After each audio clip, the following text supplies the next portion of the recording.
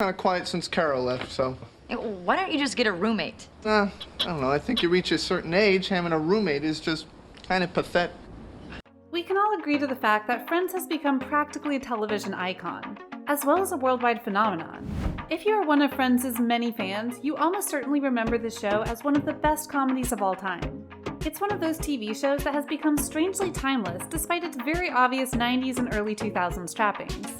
The show ran from 1994 to 2004, but it's still a mega hit. Let's see the top 10 unscripted Friends moments that were kept in the show. Number 10, the one where no one's ready. And I have to just step over the coffee table and land in this big, huge, comfortable chair. I don't even think it qualifies as a stunt. Okay? The one where no one's ready is the second episode of the third season of Friends. This much of that memorable episode is built around Chandler and Joey fighting over a chair. Remember when Joey suddenly turned up in Monica's apartment wearing a sling? And how this was supposed to be because he'd injured his arm jumping up and down on his bed? Now, all these years later, we finally know how exactly Matt LeBlanc injured himself. And it turns out filming the part of Joey Tribbiani was more dangerous than you'd think. Speaking on Jimmy Kimmel Live in the US, the Friends star revealed that he actually dislocated his arm filming the second episode of the third season, the one where no one's ready. Friends fans will recall how Chandler and Joey became locked in a childish competition for an armchair, which escalated to the point where Joey went and put on all Chandler's clothes. For LeBlanc, the chair fight also led to a dislocated shoulder. The actor explained, "We both look at each other, look at the chair, and neither one of us is sitting in it. So we both race to the chair, and I have to just step over the coffee table and land on this big, huge, comfortable chair. I don't even think it qualifies as a stunt. Somehow, I ended up completely upside down, and I was going to land on my head between the table and the chair, so I put my arm to break my fall and just exploded my shoulder." Apparently, the whole audience thought it was part of the act, laughing at him as he staggered off set. Number 9, the one with Ross's wedding. I, Ross, take thee, Emily, take thee, Rachel. The infamous line happens in the finale of season 4, aptly called the one with Ross's wedding, while the opening episode of season 5 is called the one after Ross says Rachel. The scene shows Ross and Emily at the altar, and David Schwimmer says, "I, Ross," before the priest says, "Take thee, Emily," and then Ross utters the line, "Take thee, Rachel."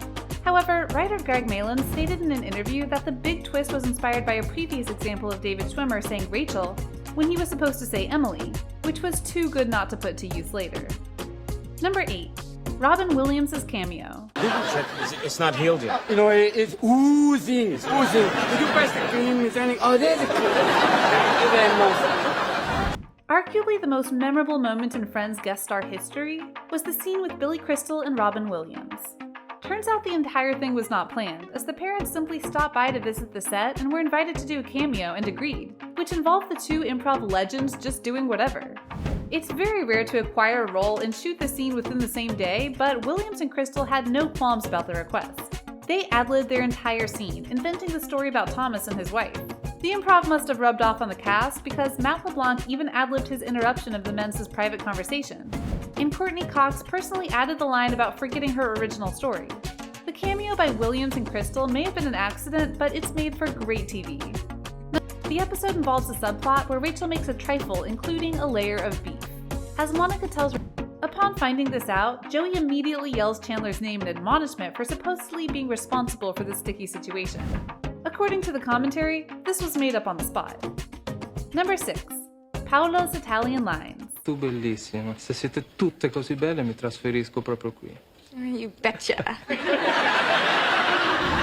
When it came time for Rachel to have an Italian-speaking boyfriend named Paolo, the writers had two choices: to try and come up with actual lines in Italian even though none of them spoke it, or to just let actor Cosimo Fusco improvise his Italian dialogue. Cosimo Fusco, the Italian actor who plays Paolo, has revealed how he made up what he said in his native language during filming. "I was a little skeptical because my English then wasn't as good as it is now, let's face it. But I was told not to speak any English. Just say whatever you want in Italian." So he ad-libbed everything he said in Italian. Did you know that? Number 5, Donald Trump wants his blue blazer black. I don't know, but Donald Trump wants his blue blazer black. What? The one with Phoebe's uterus is the 11th episode of the 4th season of Friends. In this episode, Joey walks into the apartment wearing a blue blazer, and Matthew Perry, while making the joke, accidentally says black instead of back. And it turned out that his line ended up like this: Donald Trump wants his blue blazer black. The actresses' reactions to the mistake were so funny they decided to put it in the episode. Number 4. The world's worst hangover. This is not a marriage. This is the world's worst hangover. Ross, listen, if you do not get this annulment, I will. The one after Vegas is the 6th season premiere of Friends. The plot continues from the previous episode. After Ross and Rachel's drunk wedding in Las Vegas, Monica and Chandler discuss moving in together. In that episode, when Ross and Rachel wake up with the ink on their faces only to find out later that they got married, Rachel turns to Ross and says, "This is not a marriage, this is just the world's worst hangover." The line got such a good reaction that there's even a Facebook page dedicated to it. But it turns out it wasn't actually in the original script. The dialogue in the script read, "Stop saying the word marriage." However, when that was not deemed funny enough, Jennifer Aniston and the writers conceived of the iconic hangover line on the spot. And as Chandler would say, could she be any more perfect?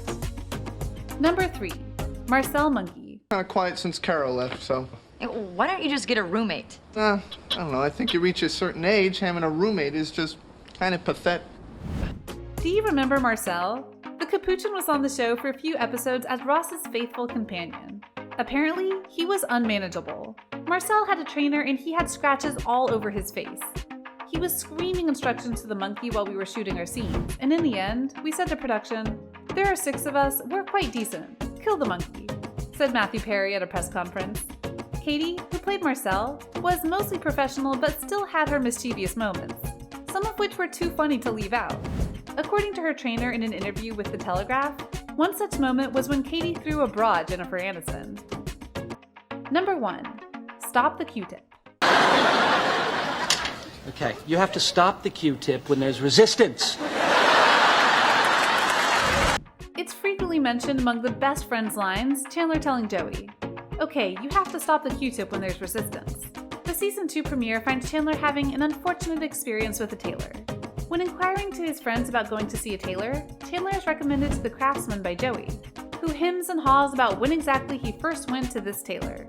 Joey's poor memory and incredibly stupid questions about when a particular year was prompt Chandler to deliver a spectacularly scathing quip about stopping a Q-tip when there's resistance in the year. The remark was invented on the spot by Matthew Perry, and it remains one of the actor's favorite lines he ever said on the show. Which is your favorite Friends episode? Let us know in the comments down below. Make sure you subscribe to our channel and turn on your post notifications so you never miss a video from us. If you like this video, don't forget to give it a thumbs up. See you in the next video. Thanks for watching.